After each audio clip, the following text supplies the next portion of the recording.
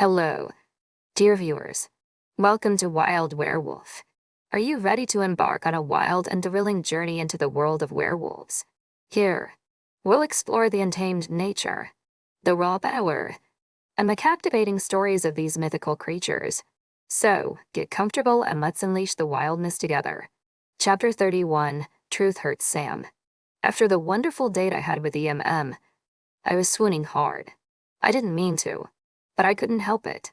That was the best date I've ever been. Not that I had plenty.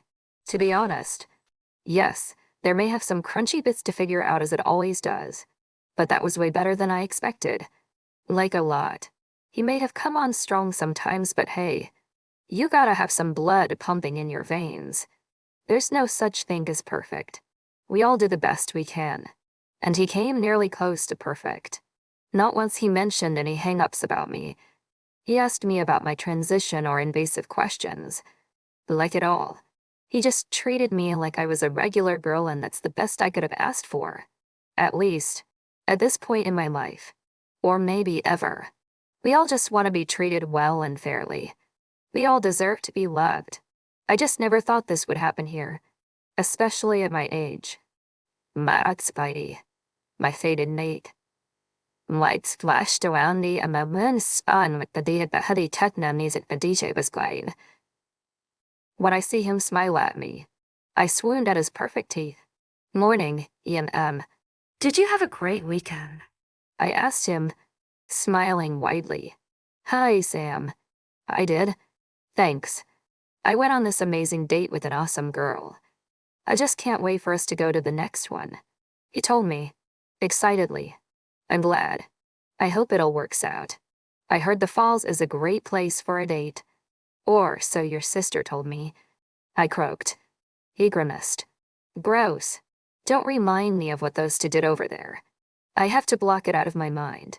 He said as he looked queasy. Wait. They did it over there. I gasped. I thought they told you that. He questioned. Puzzled. They just said they did it. Not that it was over there. I replied, astonished. Now, the chaperone makes so much more sense. I see. I hope you don't think that's why I invited you to that place. He looked concerned. No, I don't. Relax. I didn't get that vibe from you. I hope.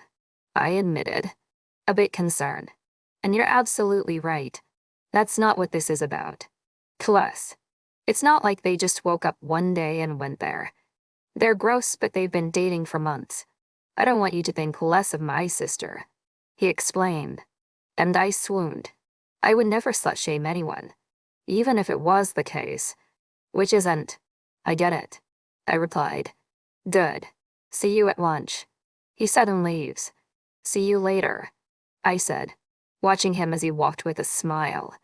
I may not fully understand a sister's relationship with her cousin, but I would never slut-shame a girl. Just because I don't see from her perspective doesn't mean I can't respect her. Plus, I spent time with them and they were super nice to me. Much later, at lunch, I go back to his table to eat. Welcome. Sam Levy missed you. And if I said anything offensive to you, I apologize. Rosalind welcomed me. Thanks. You didn't. But I appreciate it. I replied with a soft smile. Are you adjusting to school all right? John asked me as we all ate. I am. John, it will take a while for me to get used to the locker room situation. I mean, for the boys to get used to me. But eventually, I trailed off. If you need any help or a bodyguard, I'm at your service. I mean, we don't have key together, but I can try. He offered. I laughed a little. I found it so sweet of him. Thanks. But I'm okay. You're so adorable for offering. I appreciate it, I said as I touched his hand lightly. I could tell that he got jealous. You are adorable, Rosalind said to him as they locked eyes. Those two are so in love. Just so you know, I didn't offer help before because I wanted to give you space. But if you need me, I'm there. EMM told me after a minute. I know and I appreciate you giving me space. I don't want anyone to think I'm some damsel in distress. I told him, confidently, you're right. Sam power of the poo, I mean power of the girls. Rosalind stuttered. You can say pussy. I'm not offended by it. I said. I might as well tell her. It's worse if you let it fester. Thank you. I'm sorry. This is new for me too. Please do correct me if I say something stupid. She admitted it. I will. Don't worry. I replied with a soft smile. What do you want to study after school? Sarah asked me. Good question. I'm torn between fine arts or costume design. Any one of them would be great. I replied. She looked surprised. That's so cool. I wish I could go to New York for college. She spoke. Why can't you? I asked her, puzzled. I don't know.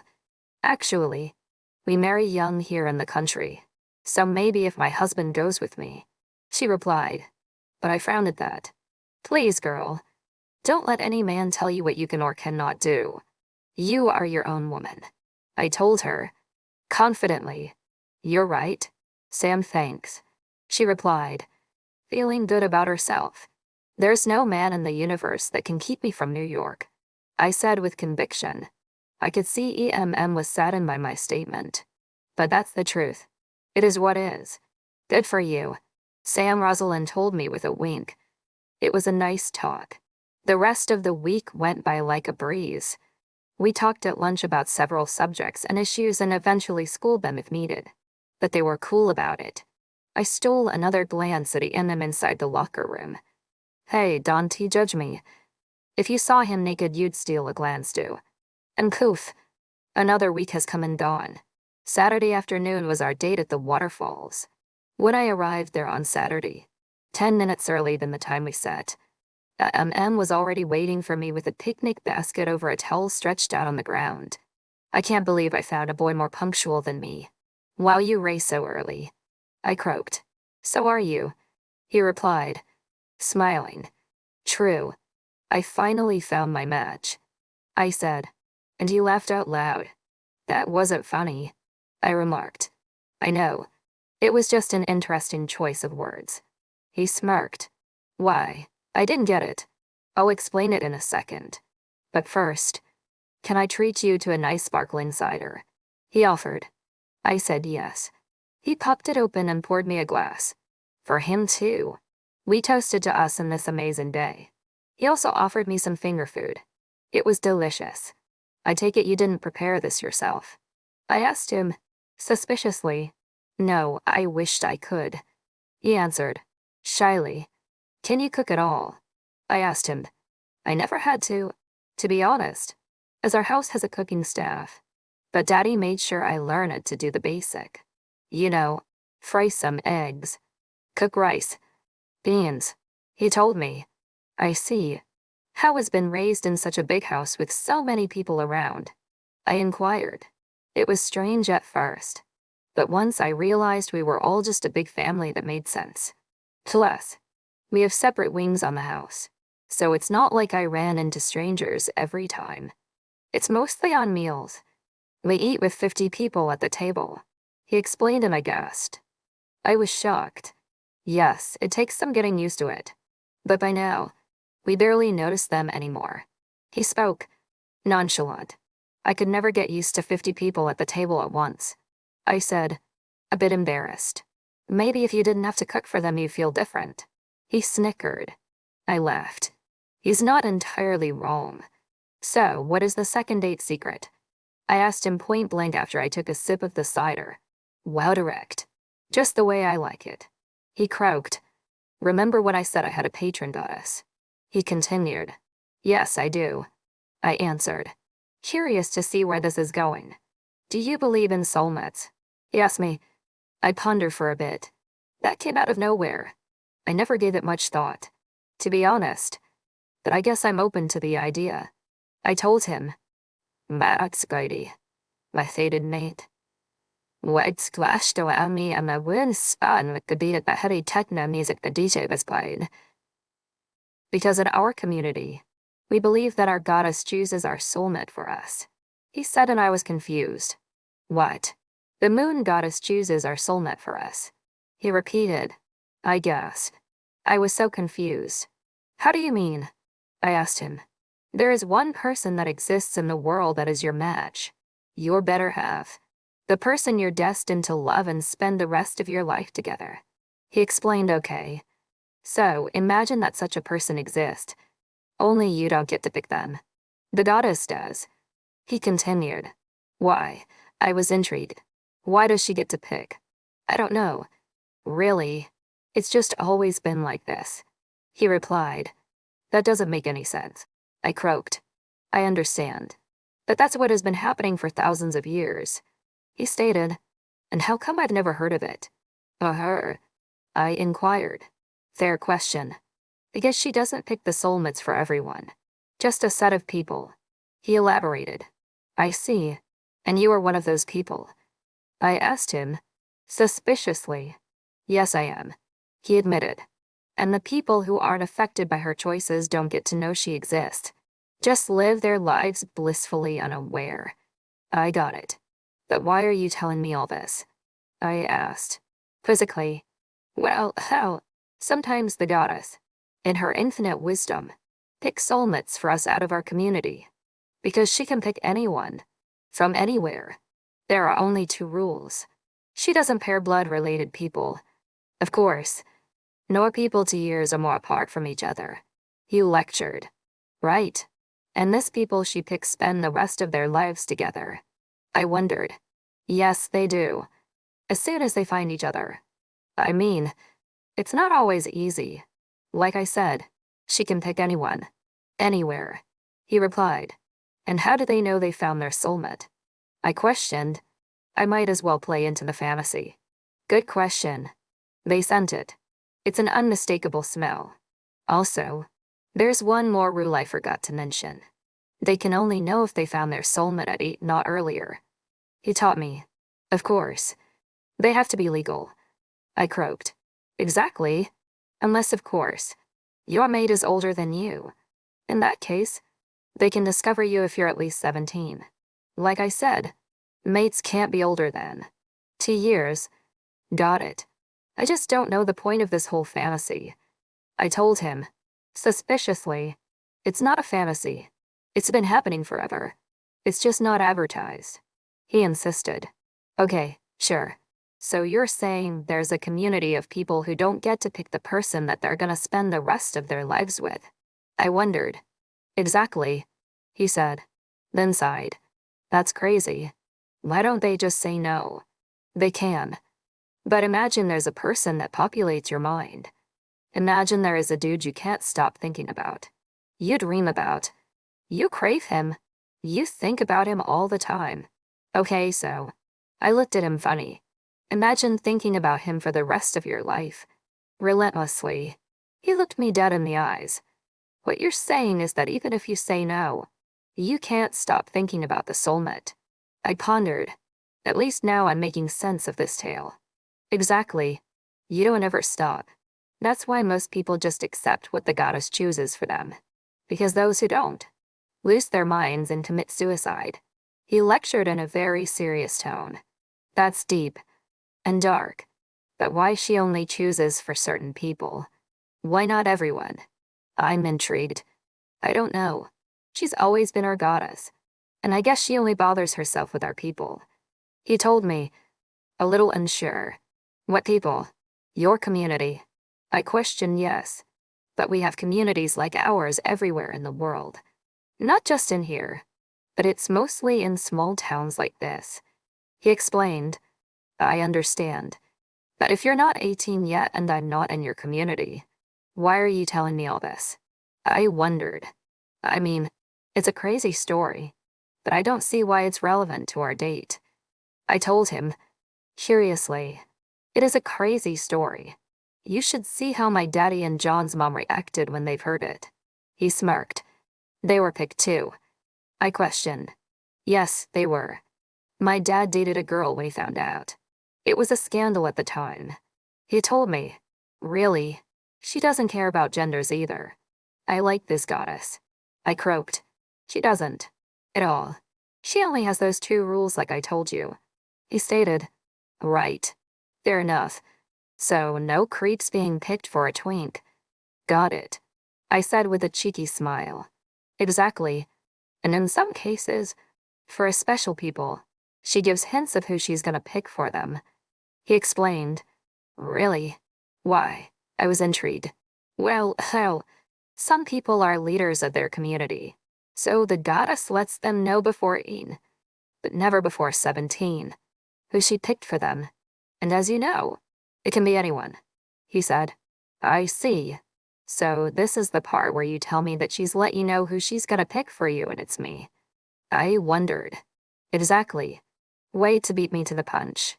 He smirked. After all this, it's the obvious conclusion. I thought you'd be freaking out by now. He said with a worried look. No, why would I be freaking out? Did you seriously think I was gonna believe a goddess I've never even heard of picked my soulmate for me? Am I supposed to be okay with that? Hell no, I shouted. That's fair. He spoke in a sad tone. How do you know she picked me? She made me dream with you. He admitted.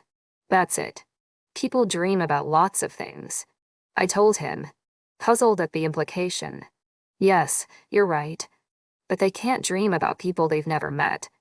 Our brains don't have that capacity. He lectured. So you're saying you've dreamed with me before you met me? I gasped. Way before. I dreamed with you since before I first saw you at the fair. But the moment Daddy showed me your picture, I knew it was you. He told me, confidently, this is crazy. It is. Have you dreamed about me? He asked, raising an eyebrow. Not before I met you. Okay to bad. He croaked. So that's why you like me. Because I'm your soulmate. I was intrigued. Yes, it is. That's crazy. How can you accept this? I gasped. I don't have a choice. I already like you. He admitted. Right? Because you can't stop thinking about me. I noted. True. Also, there's one more thing. He said, and I nearly fell backwards. What? Don't tell me. We're going to have to get married. I snickered. He laughed. Well, yeah. But there's no rush in that. And it's not what I was gonna say. I'm scared to ask. What is it? I looked at him side-eyed. I need you to promise me you won't tell anyone. He looked serious at me. About what? Any of this. They'd think I'm crazy. So it's not that hard. I snickered. I'm serious. Please. Swear it. He insisted. Fine. I swear I won't tell anyone. I sighed. Thanks. I may have buried the lead here, but I am werewolf. He spoke and I flicked off. Chapter 32, Lingerem. That was a long conversation, and I think I've only told her one secret. Right. Brace for impact. Thank you very much for the invite. I'm gonna go now. Okay. She announced as she gets up from the ground. That's fair. And I understand your reaction. But if you leave now, I can't prove it to you. I told her calmly. She laughed at me. So, you're telling me that not only I am your soulmate, you are also a mythological creature. What else? Can I be a princess? She snickered. No, but you can lead the pack with me.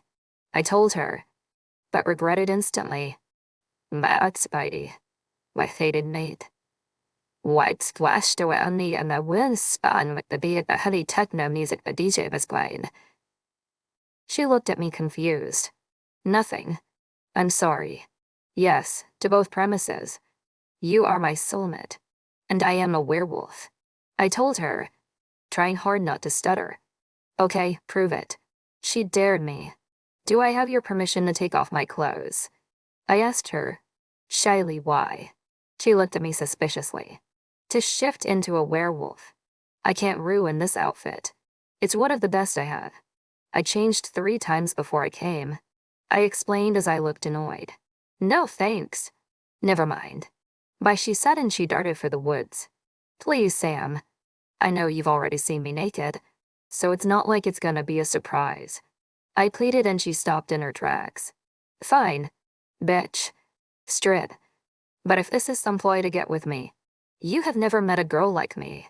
She threatened me, then returned to where she was previously. I haven't. Of course. And it isn't. I swear. So, promise you won't run.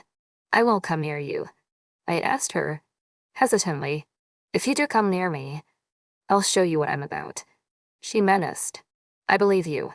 Excuse me, I said as I take off my clothes shyly and knelt. Then I begin to shift and she gets spooked. But I don't stop. I continue shifting. 5 minutes later, I'm a wolf. Sam sits down again. She's floored. Shocked. She gasped so hard I thought she'd faint. I lay down near her, but I don't approach her at first. I go to her gently, so she doesn't spook. I make some noises as to try to sound not threatening. I'm a big wolf. It's a majestic light brown-furred wolf.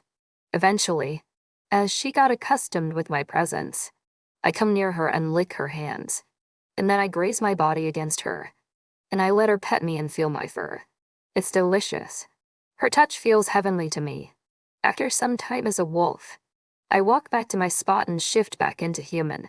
Immediately after, I get dressed. Do you believe me now? I croaked after I got dressed. She still seemed scared of me.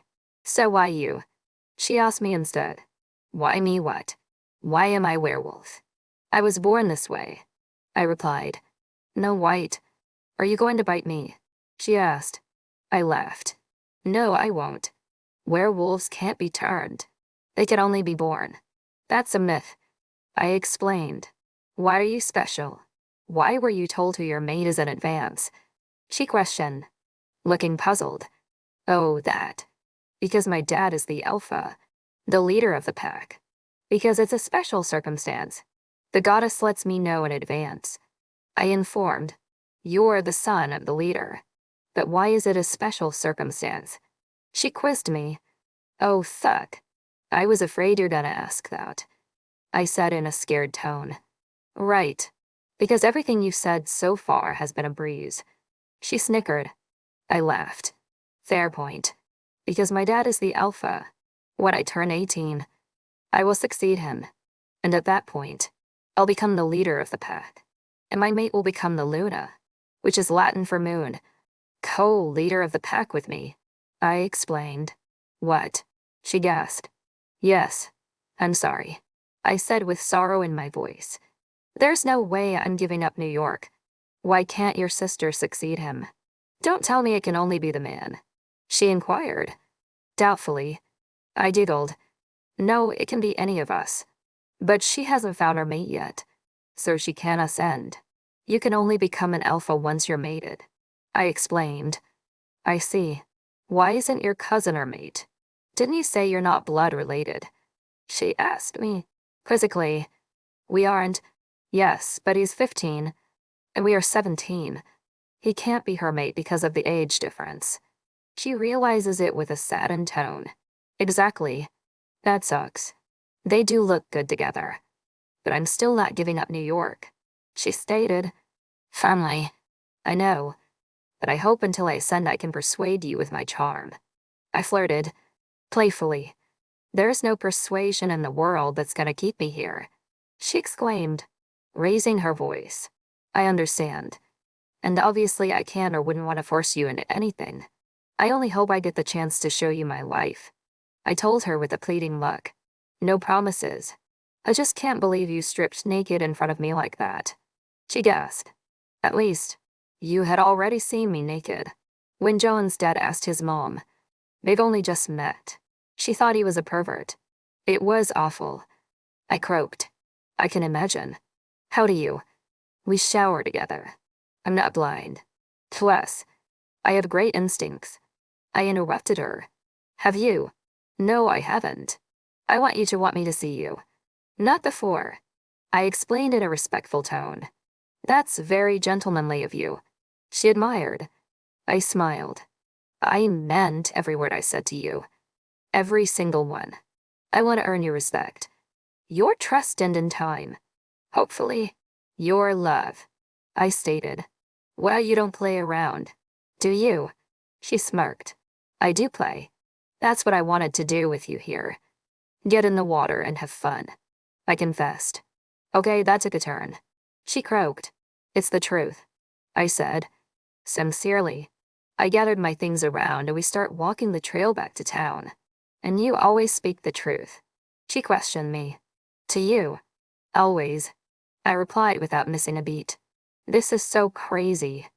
I can't imagine why was I picked to be your soulmate. She sounded baffled. Probably because the goddess thought you're a person deserving of love. And maybe haven't had a fair shot at it. I blurted. Okay, but what about you? Shouldn't you be paired with a cis gender boob girl? She snickered. Maybe. But the goddess probably thought you were better suited for me for some reason.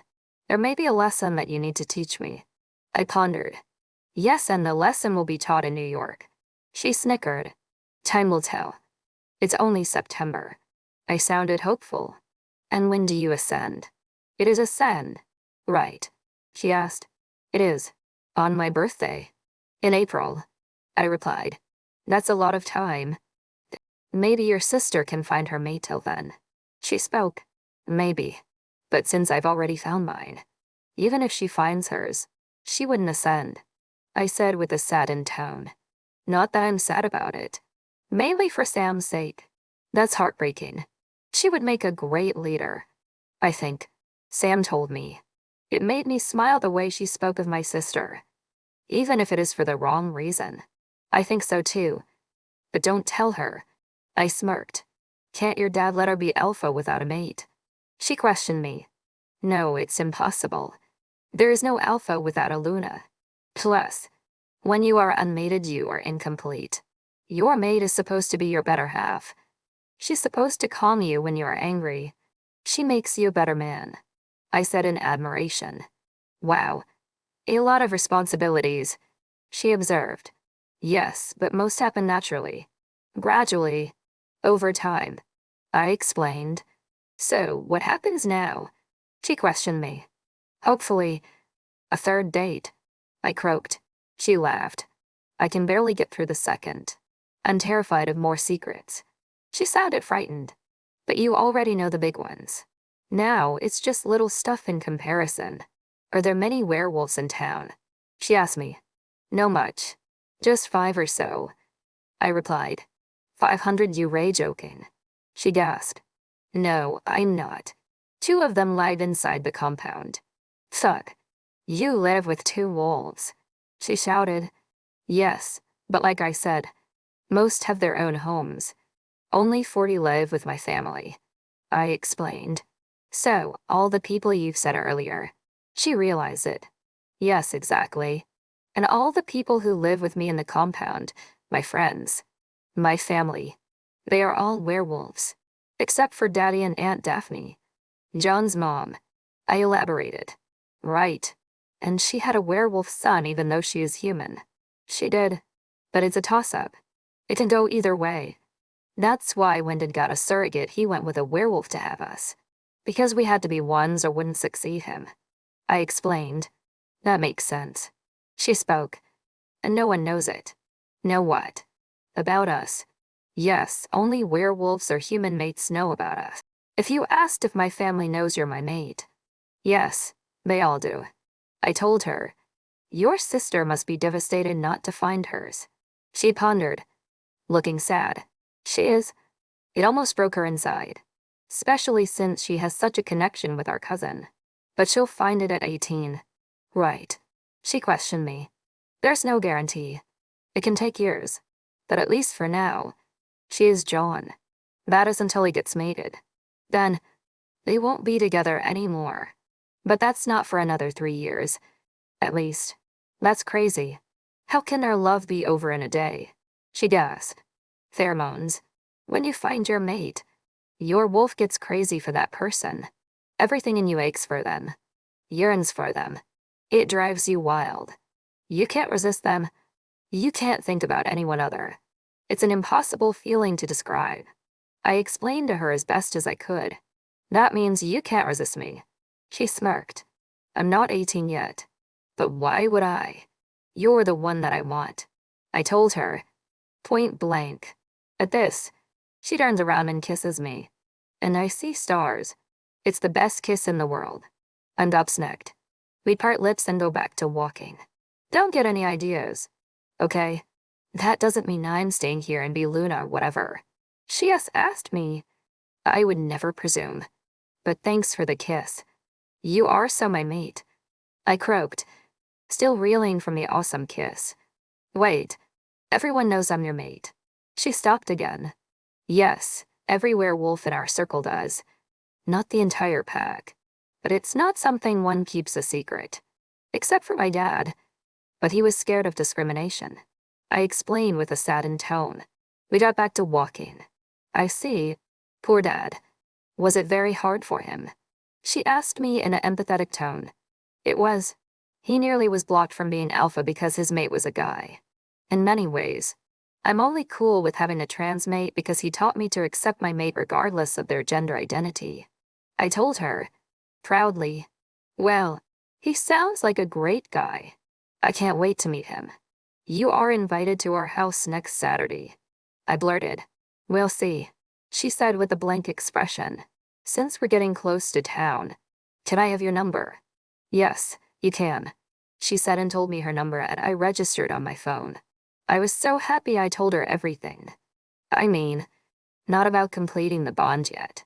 But most importantly, she didn't run away from me. She stayed. She listened. Now I have a fighting chance. Chapter 33, Another One Bites the Dust John. After that fantastic date last Saturday, we're just chilling on the couch at the playroom. I know this block from leaving the compound alone put a damp on our relationship and it sucks. But at least we get to see each other. I would die if I wasn't allowed to see Rosalind.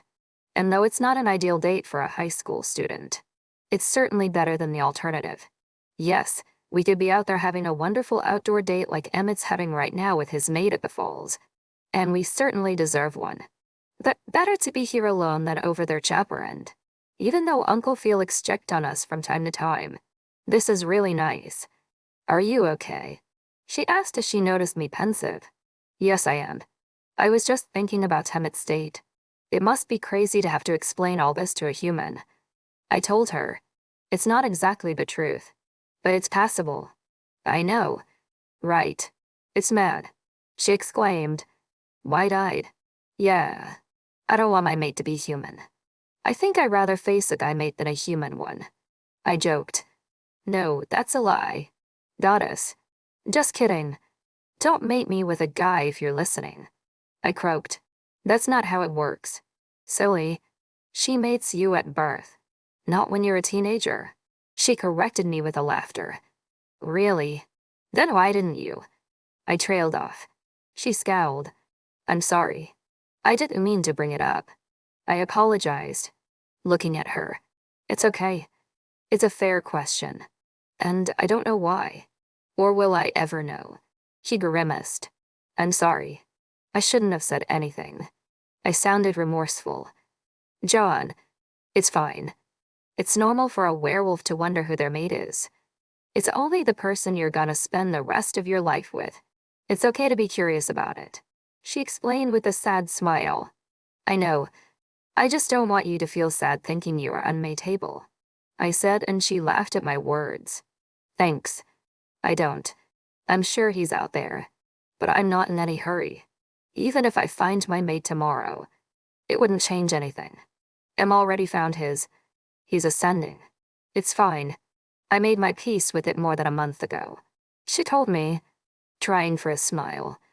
I know, but you are allowed to be sad about it. I felt for her. I've been sad enough. Now it's on with the future and new plans.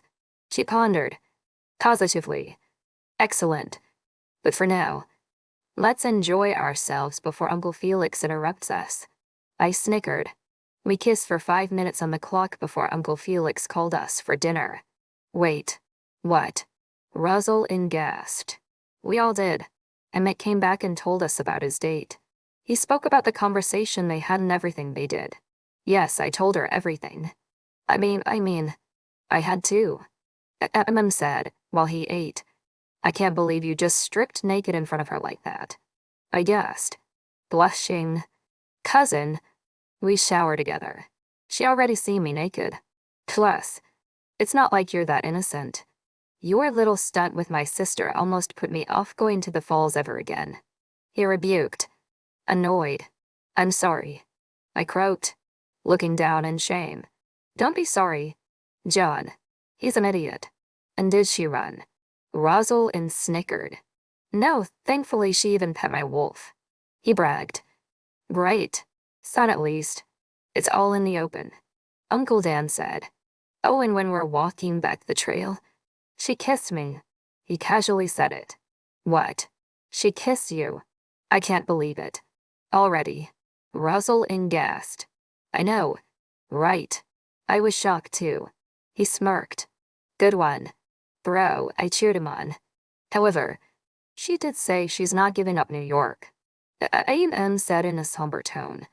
Uncle, what happens if Emmett's mate goes to another state? I mean, with his ascension. I questioned him. Intrigued. All eyes turned on Uncle Dan. Literally. I have no idea. Nephew, that has never happened before. But I imagine I'd have to talk to the council about it. I mean, we can't have an alpha who's constantly with his mind away. It was already incredibly difficult for Nate to bear your mom's absence while she's on college, and she studied 5 hours away from here. Can you imagine if she was in another state? Uncle Dan pondered. No, I don't. I have no idea how my dad got Trophet. I said with a deep somber voice. With a lot of love for your mom, John. Love and respect for your mate. But unfortunately, that wasn't the same option I had. Not that I regret being here in any way. Uncle Felix told me. Hopefully, I can change her mind until April. I mean, it's only September.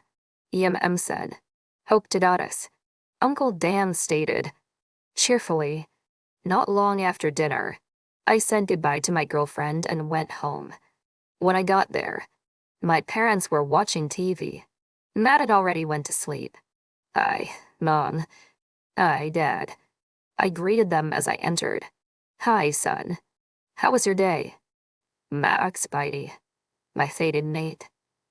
Lights flashed around me and my room spun with the beat of the heavy techno music the DJ was playing. Looking at me from the couch. It was nice. You know, we just stayed inside mostly. But I'm trying to be positive about it. I spoke in a saddened tone. Good for you, son, Dad said with a smile. But it was Emmett who had the best day. He told his mate the truth. I announced it.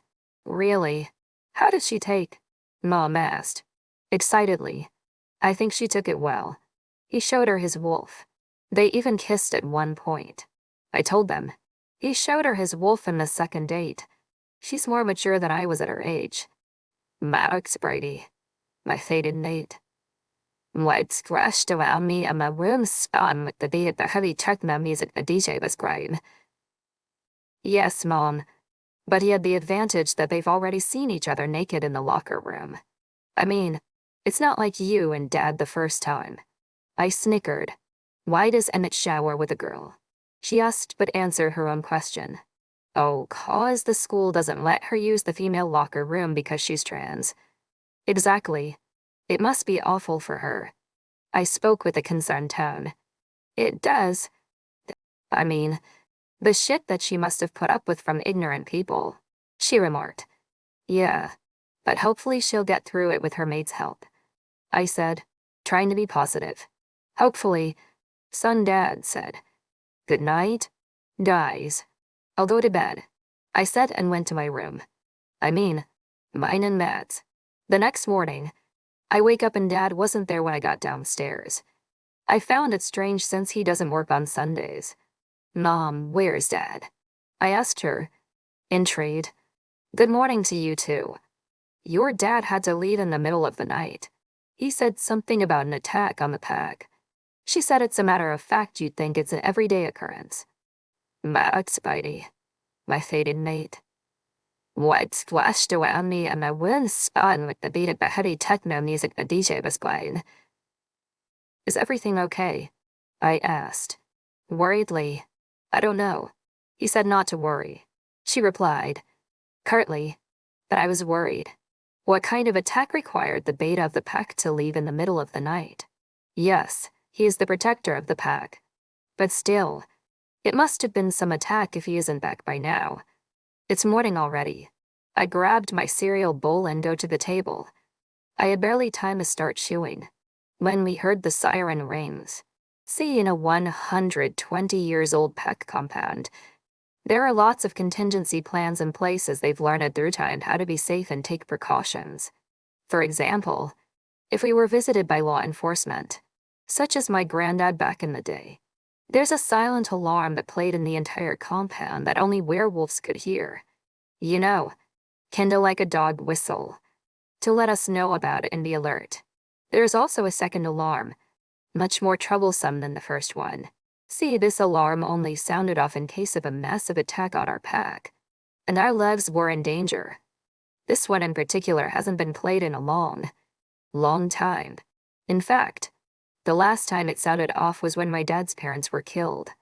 He was 5 at the time. That's why he was raised by the Huntingtons, because he lost his parents in a coordinated attack on the pack, which sounded a lot like what's happening now. When you hear this alarm, you need to be aware of 2 things. 1, send your men to help in the defense, 'cause if they breach the compound, your family is fucked. Excuse the language. Doesn't apply to minors like me. Of course. 2, whoever stays in the house, lock your doors and grab your guns. Since we didn't have any guns in the house, I ran to lock all our doors and windows. Matt didn't know what was happening, so he ran to Mom and held her, startled. Immediately, I thought about Rosalind. Not that I would leave my mom and brother defenseless. Of course not. Plus, by now all the pack house doors are locked like ours. So, I kissed my mom, who looked deeply worried as she too knew the story of my dad's family. But she tried to put on a brave face for us. I went to my room and video chat Rosalind. "Hi, how are you doing? Do you know what's happening?" I asked her, clearly upset in my voice. "Hi, John. We're fine. We're locked inside, as you probably are too. My dad and Aunt Denise had to leave in the middle of the night and haven't returned yet. Now my uncles and the rest of the men left. I'm worried. They're saying we've been attacked," she told me, deeply distraught. "Yes, that's what my dad told my mom too," I replied, worriedly. "I'm worried about him. You know, last time this happened." I spoke but couldn't finish the sentence. "I know. Baby, don't worry. Your dad is a total badass. Em and I are here at the Alpha's quarter with Daddy. He is very much worried for Dad. I can relate. Well, stay safe. And please call me or text me with any news. No matter what. Okay?" I shot her a pleading look. "Yes, of course. I will. You too. See you soon. Hopefully." By she spoke and ended the call. This is not how I planned to spend my Sunday. Not at all. From my room, I hear Mom's phone ring and I rush downstairs. "Marat's by. Why they didn't need. White squashed around me and my world spun with the beat of the heavy techno music the DJ was playing. I asked her after she put her phone down. She looked wrecked. "Son, you need to be strong for your brother. Okay?" She started and my heart sank. They need me to help treat the wounded, as a lot of wolves have already been killed. She trailed off for a second. I could hear the distraught for her mate in her voice. Her heart was beating so fast you'd think it'd fly off her chest. And I need to help any way I can, as I'm the only doctor in the entire compound. She continued, very concerned. "Please lock the door behind me and watch your brother," she told me as she walked to the front door. "There's food in the fridge if you or your brother get hungry," she continued. She was so shaken. I could barely recognize my mom. And then she left. And all I could think was I could lose both my parents. And I couldn't cope. I couldn't imagine. I couldn't fathom. I could only pray the goddess would protect them, and try to hold back the tears that keep falling from my face, so I don't scare my little brother, any more than we're already frightened. I mean, and we were plenty. There's a lot for us to lose. Chapter 34, Dead or Alive Rosalind, they say it's lonely at the top. And that may be true for some people, but certainly is not the case for wolves, who are pack animals. Sure, there are exceptions like any rule, but that is it, exceptions. When you sit in the comfortable knowledge that you live in a compound protected by 50 trained warriors, you forget that there's danger out there. But there is. Of course, a coordinated attack like this hasn't happened in more than 30 years. Way before I was born. So like I said, You forget the danger exists. When my dad left in the middle of the night, I didn't hear about it as I was in my room sleeping like most people. But when the alarm rang, an automatic system replicated the sound throughout the entire house, including all our rooms, which as you know by now are soundproof. We wouldn't listen to an alarm ringing even if it was sounding off at our doors. So every one of us woke up scared, left our rooms and took the steps that needed to be taken. As the adults acted, me and my brother ran to my parents' room and found out that my dad had already left in the dawn, and we were under attack. Soon, we're left with my little cousins. Aunt Denise also left in the middle of the night, but our mate, Uncle Tony, was with them. But as the alarm rang, he and the rest of the men are required to go help defend our pack. Because if ever our land was breached, all the families that lived here would be in danger. Let's just say wolves can be vicious creatures. So we stuck around in my dad's room with our little cousins and waited. And waited some more. And raided the kitchen for food and beverage cause we're getting hungry and so were the children. And waited a lot. After hours of waiting, the alarm sounded off again. And that meant that the attack had ceased and the compound was safe. However, we weren't prepared for the casualties we would sustain. None of us were. The women opened the doors of the pack house and saw a scene fit for a war movie. There were at least 50 injured, not to mention the dead that were left at the woods. It was massive. The women who weren't taking care of children rushed to fetch provisions, medicines, bandages, and stuff to help patch up the men. From afar, I saw Aunt Daphne treating the injured with the help of women who left their houses looking for the men that went to fight. It was a gruesome feature. I cried as I worried for my dad, aunt, and uncles. I wanted to run to help, but Daddy stopped me. He told me to mind the kids as he'd had to help his sister and the other women, as he is the Luna of the pack. Of course, he does. But Emmett ran to find our dad in the crowd. Except he wasn't. When he returned, he told me that Dad was still in the woods, dead or alive. My heart sank. I just couldn't stop the tears from falling down my eyes. We hugged each other as he's crying too. John, as soon as I heard the alarm sound off the second time, I rushed to the front door. I couldn't leave my brother alone, but at least I could try to see what was happening from my house. It was heartbreaking. My mom was treating dozens of injured warriors and men from the pack. She had help from the women and I guess some of our nurses who work with her at the hospital. I've never seen or smelled so much blood in my life. I would run to her, but that would only distract her, and that's not what she needed right now. But where's my dad? I didn't see him among the injured she was treating. Nor the alpha, for that matter. Matt wanted to go the door, but I didn't let him. So I had to shut it. I explained to him that we had been attacked as he's old enough to understand it. He is 11. So I just told him Mom was treating the injured and Dad was busy. But they would come home as soon as possible. That we had to hang in here. Or so I wished. Of course, in all honesty, I never really expected my mom to be in any real danger from the attack. It's not like she's a warrior like my grandma was. So I knew unless we were overrun and breached, she would be safe. It's not like my dad would let anything happen to her. That is, of course, if he's still alive. But I had to push back that thought from my brother. If he sees me crying, he would ask me why and, well, you know. So I fed us and waited. Unfortunately, there was still a lot of waiting to be done before we get any news. I text Rosalind, but she's probably in the same situation I am. In the dark. Emmett, I was scared out of my mind. As soon as I returned to the house and told Rosalind Dad was still I could feel her heart sinking as my own. I could feel her worry and sadness. We are twins. After all, it's the strongest bond apart from a mate there is in the universe. So I felt it. But I couldn't afford to feel it. I had to get back and help the men left carry out our dead to the compound. They had to be dressed before they were taken away to the hospital. It's not like we could just ship off naked men and say they died fighting wolves. It had to appear they died from an animal attack, which it's true. So I ran past the compound and into the woods. Basically, all I had to do was follow the trail of blood and dead bodies. It was so awful, so gruesome. It would shock even a veteran soldier. When I got to the woods, My heart stopped. My dad's body was being carried by 2 warriors on a makeshift gurney.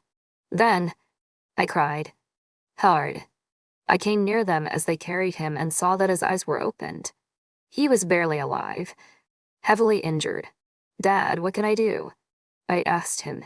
I didn't know what else to say. Help the men carry the dead, son. He replied in a deeply hoarse voice. As they moved him, I could barely breathe. I never expected to see my dad like this, ever in my life. His body was poorly covered with bandages, but he was seriously injured. I feared for his life, so I did what he instructed me to do. As I roamed the woods, I saw another scene that made my heart stop. Lying on the ground, it was Paul's dad, Mr. Johnson, and not far from him was my Uncle Damon, my dad's younger brother, along with several others killed. I nearly fell down. I couldn't stop crying, but there was no time for that. I took a breath and did my duty. I helped troughed ears in grief, but I did. Soon, more pack members came to help us as we were large and everyone was notified. Evidently, tomorrow, we mourn. John, it was evening. I could hear the sirens of ambulances that were called to carry out the dead and the injured ones. But still nothing of my parents. Sure, my mom was fine and would probably not return home anytime soon. She is a doctor, so that's not exactly a surprise. But what about my dad? I needed my dad with me. I had no news at all apart from what I could hear outside. I called Rosalind and she had told me Uncle Damon was killed and our dad was in serious condition. But she hadn't heard anything of my dad or Aunt Denise. She was a wreck, so I didn't stay with her for long as I wasn't exactly peachy myself. None of us were. We completely lost our footing. I'd never even heard of a mass casualty attack like this, except for the one that killed my grandparents some 33 years ago. Eventually, I put my brother to bed and stayed in our room, waiting, hoping. I couldn't sleep. Not when my parents were out there. Not when I didn't know if my dad was alive. Where the fuck is he? Is he injured? Dead. I could barely breathe thinking about it.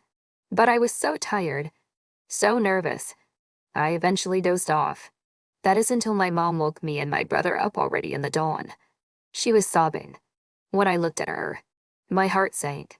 Matt cried too as soon as he saw her. She could barely breathe, struggled to enunciate the words she needed to speak to us. I've seen this film before, and I don't like the ending. I cried along as I heard her tell us what had happened to our dad. I cried loudly. So did Matt. We all hugged each other after, trying to cope. Chapter 35, Emotion Rosalind a month later. After the coordinated attack on our pack, we treated our injured, buried our dead, including my Uncle Damon and Emmett's best friend Paul's dad, along with so many others. My dad stayed for weeks at the hospital. Even with his wolf healing, there were so many bites he was eaten in the eye. See you for a while.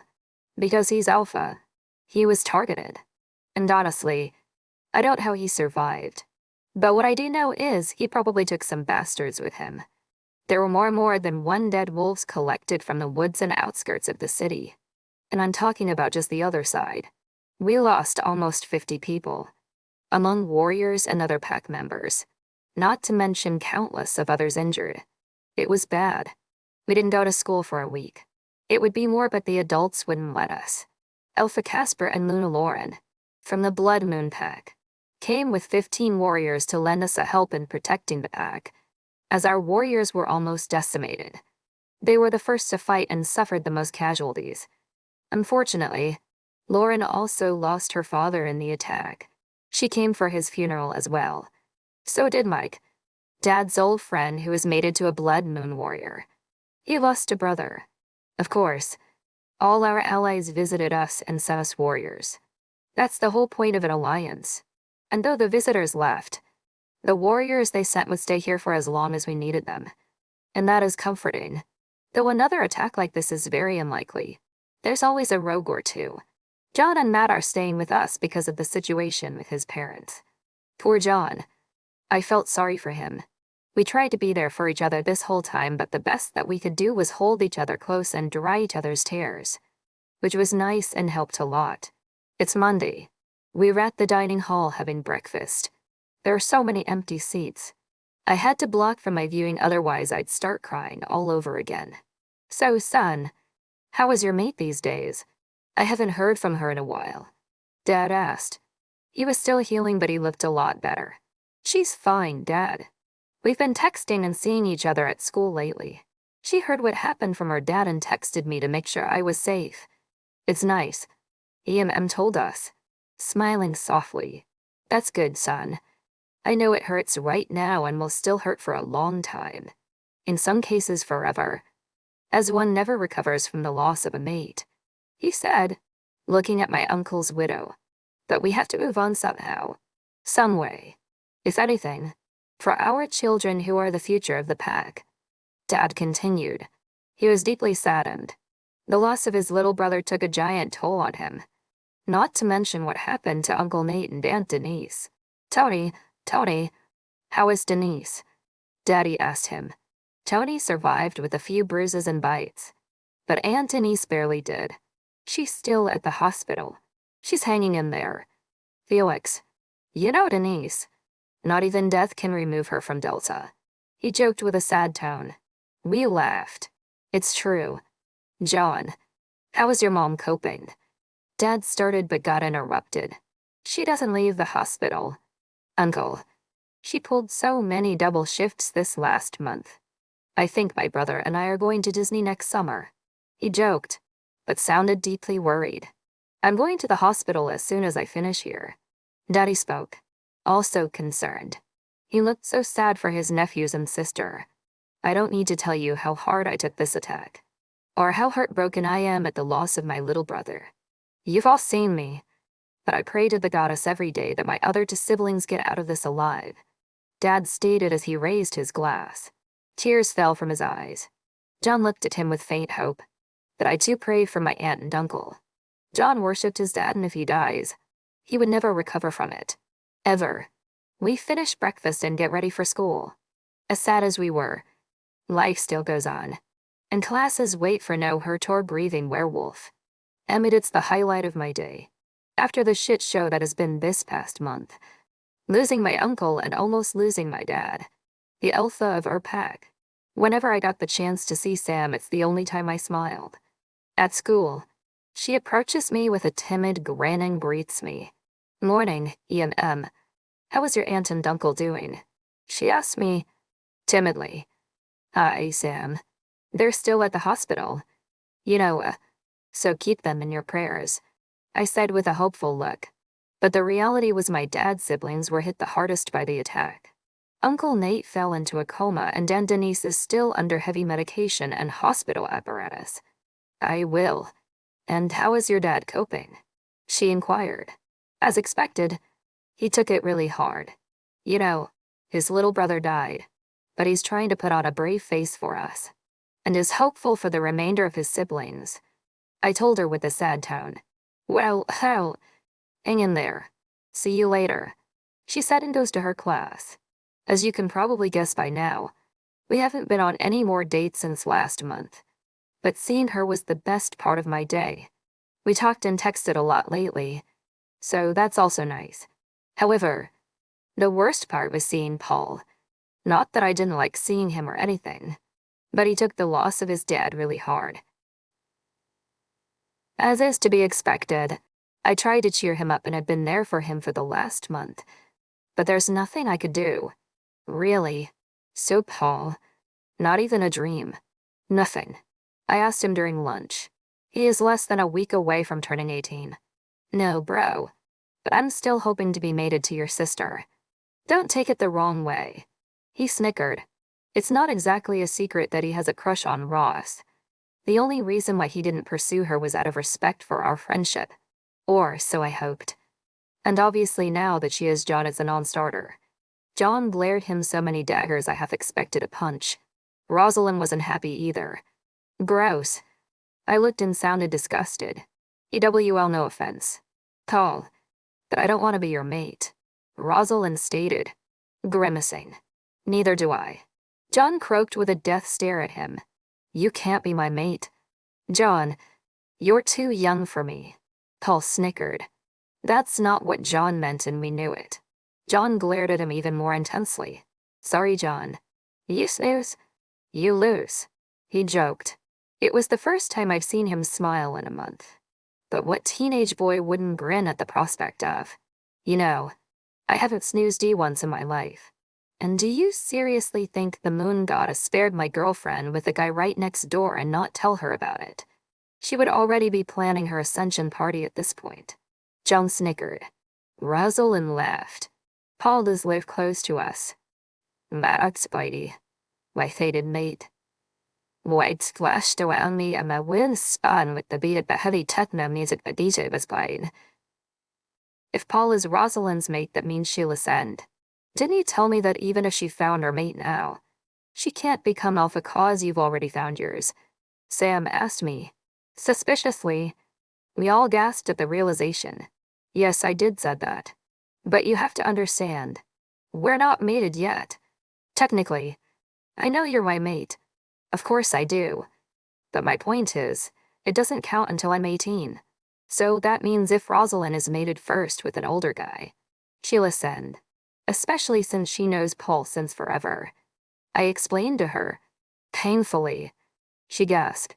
But that also means that Paul wouldn't be beta. Right? She asked. Quizzically. Right. No, I would be Luna. So Rosalind would have to choose a beta for herself. Probably. Paul replied, pointing at John. He did not look happy. This story keeps getting better and better. Sam snickered, looking at all of us. There was a moment of silence. Then, I still can't believe some girl you never saw before will take one look at you and fall in love. Sam spoke with serious doubt in her voice. We all laughed. It's not magic. Sam, she doesn't fall in love at first sight. But she will want to stay close to me. And we'll grow from there. It's not that easy. You still have to date and get to know each other. The only difference is, we will already be crazy excited for one another because of the pheromones. Paul explained. Yes, Sam. It's not as simple as it sounds. But we did get a little help from the goddess. Rosalind spoke. She still looked a little suspicious. I know it seems crazy from a human perspective, but from a werewolf perspective it's natural. We're raised on this as all our parents were paired that way. Paul's parents didn't even know each other till the day they've met. She wasn't even from our pack. I said this and watched his face crack. Fuck. Sorry. Paul. I'm so sorry for bringing it up. I apologized. Gutted. No, it's fine. It's a great story. My mom was about to die by his dad. He pointed at me. But my dad shifted back into human and begged him to spare her life as he just found out she's his mate. He told her with a sad smile. Why was your dad going to kill his mom? She asked me, sounding scared. Because Daddy had just been attacked by a rogue. And he thought she was in it too. She wasn't. Thank goddess. Or Paul would never have been born. I replied in a somber tone. We have a pack law that states you can't lay a hand against someone's mate, unless that hand was raised against you first. And she hadn't. So Dad couldn't kill her. I explained. It's crazy, but I get it. I mean, don't mess with anyone unless they mess with you. Sam observed. Exactly. It's one of the greatest love stories of our whole pack. Paul's parents. I mean, apart from the straight werewolf who got mated to a guy. I smirked. My sister. John. Sarah. Paul and Georgia laughed. That means Paul can be paired with a guy too. She joked. Goddess. Sam, why would you say this? I need a female mate. I need a girl. Paul looked devastated. Sorry. You're totally getting a girl. Hey, they're available. Right? She said as she points at the girls, who grimaced. I think we better leave or someone will break the law on you. I snickered, looking at Sam. Fine. She scowled. We left the table and went to another place, after we returned our trays. So, I started as we arrived at an empty corner of the school. Can I kiss you? She gasped. I don't think she expected that right now, but I never stopped thinking about our first kiss. You caught me by surprise. I wasn't expecting that. She croaked. But can I? I looked at her. Eagerly. Yes, you can. By the time she finished the last vowel, I lunged at her lips. I was hungry for it. I kissed her so deeply, with so much intensity, I feared hurting her lips. After a few minutes, we parted. She had trouble catching her breath. So did I. Wow. You don't play around. She smirked. I've been thinking about our kiss for a month. Sorry. I was hungry for it. I told her. Lustful. I can tell. She snickered. Can we go on a date this Saturday? I looked at her excitedly. Yes, we can. Where do you want to take me? To my house. Is that cool? I said, anxiously. Meet the parents. Isn't a little soon? She sounded nervous. John's mom met his dad's parents on the second date. I told her. Nonchalant. Okay, if you're cool. So am I. She croaked. Great. Where can I pick you up? I sounded so excited. At my house. So you can meet my family too. Is that okay? You mean, the chief of police? It's fine. Can't wait to meet them all. I replied, masking my fear. I'll text you the address. Okay, let us go to class. Then, I suggested. I'm a bit scared to meet her parents. Not gonna lie. But it's not like I didn't think it's never gonna happen. And I don't have anyone else to blame as I've opened the door. But that kiss, that was Spidey, my fated mate. White splashed around me and my wings spun with the beat of the heavy techno music the DJ was playing. Let's just say I'm glad I don't have pee. Today or I wouldn't be able to keep my eyes off her. So many feelings going off my mind right now. And other parts of my body.